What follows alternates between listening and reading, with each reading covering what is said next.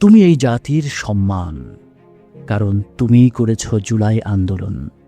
আমার গভীর শ্রদ্ধা তোমার প্রতি। তুমি এই জাতির ভবিষ্যৎ, তাই তোমাকেই নিতে হবে এই জাতির নেতৃত্বর দায়িত্ব। তাই নেতৃত্ব দেওয়ার কৌশল শেখার পথে আর্ট অব কমিউনিকেশন সিরিজে আজ তোমার ৪র্থ পর্ব। তো চলো শুরু করা যাক। কল্পনা করো বিশাল একটা স্টেডিয়াম, হাজার হাজার মানুষ অধীর আগ্রহে অপেক্ষা করছে। আজ একজন একেবারে অন্যরকম স্পেশাল গেস্ট আসবেন এখানে। তিনি অত্যন্ত বড় মাপের স্কলার, ইসলামের দর্শন নিয়ে দারুণ এক ভাষণ দেবেন। তো এমন অবস্থায় মনে করো স্টেডিয়ামের ভেতরে তিল ধারণের জায়গা নাই, এমনকি স্টেডিয়ামের বাইরেও লাখ লাখ মানুষ উন্মুখ হয়ে আছে। ঠিক এমন সময় মঞ্চে উঠে এলো একজন তরুণ, পরনে তার ছেঁড়া জিন্স, গায়ে টকটকে লাল টি শার্ট, মাথায় একটা কাউবয় হ্যাট আর চোখে উজ্জ্বল গোলাপি রঙের চশমা। সে মাইক কেড়ে নিল আর টানা ৩০ মিনিট ধরে বক্তব্য দিল।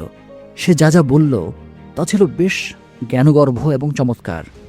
কিন্তু বলতো, স্টেডিয়ামের ভেতরে যারা তাকে দেখছিল তাদের অবস্থা কি হবে? ভেতরের মানুষগুলো কিন্তু চিল্লাচিল্লি শুরু করে দেবে। তারা বলবে, এই পাগলকে নামাও, এ কি করছে, এ কি বলছে, এ তো ধর্মের অপমান করছে। কেউ তার কথা শুনবে না, বরং তার গেট আপ দেখে সবাই তাকে প্রথমেই টেনে হিচড়ে মঞ্চ থেকে নামানোর চেষ্টা করবে। এটাই স্বাভাবিক, তাই না?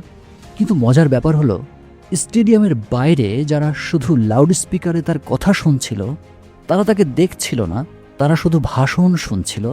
সেই তারা ভাষণ শুনে মুগ্ধ হয়ে বলছে, দারুণ, আমাদের জীবনে শোনা এটাই সব থেকে সেরা স্পিচ। কি অদ্ভুত ব্যাপার, তাই না? একই কথা, একই লজিক, একই ভাষা, অথচ একদল মানুষ তাকে রিজেক্ট করল, তাকে মঞ্চ থেকে টেনে ছুঁড়ে ফেলে দিতে চাইল, আর অন্য দল তাকে সেরাদের সেরা বলল। এই যে পার্থক্য, এই পার্থক্যের কারণ কি জানো? এর কারণ হলো বডি ল্যাঙ্গুয়েজ।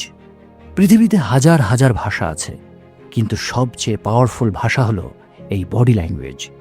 এটা এমন একটা ভাষা যা দিয়ে সিংহ বনের রাজা হয়। বনের একটা হাতিও সিংহকে পথ ছেড়ে দেয়। কেন? কারণ সিংহের বডি ল্যাঙ্গুয়েজ।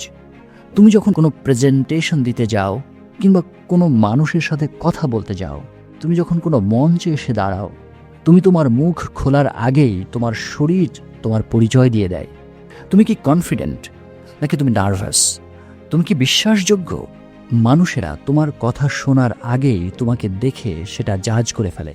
তোমার দাঁড়ানোর ভঙ্গি, তোমার হাঁটার স্টাইল, তোমার হাত নাড়ানোর ধরন, সব মিলিয়ে তৈরি হয় একটা সাইলেন্ট প্রোফাইল।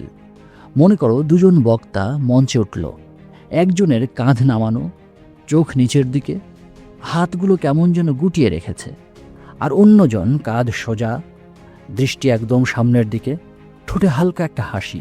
তারা এখনো কথা বলতে শুরু করেনি, কিন্তু বলো তো, তুমি কার কথা বেশি আগ্রহ নিয়ে শুনবে? এটাই সেই বডি ল্যাঙ্গুয়েজের ম্যাজিক। তাই এখনো প্রশ্ন হচ্ছে, তুমি কিভাবে তোমার বডি ল্যাঙ্গুয়েজকে পাওয়ারফুল করবে? এই 4টা সিম্পল ট্রিক ফলো করো। ট্রিক নাম্বার 1, তোমার পোশ্চার ঠিক করো। সব সময় সোজা হয়ে দাঁড়াও, কাঁধ যেন ঝুলে না থাকে, মাথাটা সামান্য উঁচু রাখো। এটা শুধু অন্যদের কাছে নয়, তোমার নিজের ব্রেইনকেও সিগন্যাল দেয় যে তুমি কনফিডেন্ট। 2 নম্বর হলো হাঁটার স্টাইল। তোমার হাঁটার অভিব্যক্তি যেন বলে দেয়, আমি জানি আমি কোথায় যাচ্ছি। খুব বেশি তাড়াহুড়ো করো না, আবার ঝিমিয়েও হেঁটো না। প্রত্যেক কদম হবে কন্ট্রোলড, কনফিডেন্ট। 3 নাম্বার, তোমার হাতের মুভমেন্ট। কথা বলার সময় তোমার হাত পকেটে ঢুকিয়ে রাখবে না বা হাত মুচড়াবে না। তোমার কথার সাথে সাথে হাতের মুভমেন্টকে মিলিয়ে নেবে। এতে তোমার কথাগুলো মানুষের কাছে আরও ক্লিয়ার হবে। 4 নাম্বার, আই কন্ট্যাক্ট এবং হাসি। তুমি যখন মানুষের সাথে কথা বলবে তখন তাদের চোখের দিকে তাকিয়ে কথা বলার অভ্যাস করবে, আর মুখে হালকা একটা হাসি ধরে রাখবে। হাসি থাকলে মানুষ তোমাকে বিশ্বাস করতে শুরু করবে। তবে তোমাকে একটা সিক্রেট বলি, বডি ল্যাঙ্গুয়েজ কিন্তু শরীরের কসরত নয়, এটা কোনো এক্সারসাইজ বা ব্যায়াম নয়, এটা কিন্তু তোমার ভেতর থেকে আসে। তাই তোমার হ্যাবিট মেশিনে যদি তোমার ভেতর থেকে আগে থেকেই ভয় জমে থাকে, তবে তোমার বডি ল্যাঙ্গুয়েজ কিন্তু সেটা ফাঁস করে দেবে। তাই বডি ল্যাঙ্গুয়েজ ইমপ্রুভ করতে হলে তোমার ভেতরটাকে স্ট্রং করতে হবে। তো চলো আজকে আরেকটা প্র্যাকটিস করি। যখন তুমি কারোর সাথে কথা বলবে বা হাঁটবে, সচেতনভাবে কাঁধ সোজা রাখবে আর মাথা উঁচু রাখবে। এভাবে 2 মিনিট একই স্টাইলে থাকবে। দেখবে ধীরে ধীরে এমন অভ্যাস তোমাকে বদলে দিচ্ছে, তোমার অভিব্যক্তিকে বদলে দিচ্ছে, তোমার ভেতরে আত্মবিশ্বাস নতুন করে জন্ম নিচ্ছে। মানুষ কিন্তু শব্দ কানে শোনে, কিন্তু বডি ল্যাঙ্গুয়েজ মানুষকে ফিল করায়। আর মানুষ যখন ফিল করে, মানুষ কিন্তু তখন সেটাই বিশ্বাস করে। এটাই একজন শক্তিশালী বক্তার অন্যতম কৌশল। তো আজকে এই পর্যন্তই। আমরা পরের পর্বে কথা বলবো কনফিডেন্স নিয়ে, কিভাবে তোমার ভেতরের জগৎকে মজবুত করা যায় সেই বিষয় নিয়ে আমরা কথা বলবো, how to build a confident mind. ততক্ষণ শুনতে থাকো ইনভিক্টাস।